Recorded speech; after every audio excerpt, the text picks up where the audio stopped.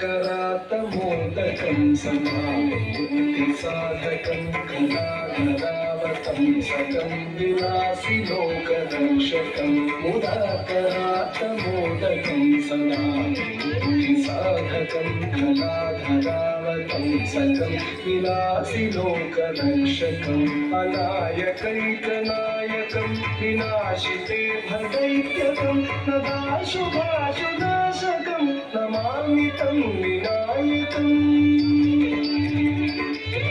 अनायकैकनायकं विनाशिते भदैत्यकं नदाशुभाशुनाशकं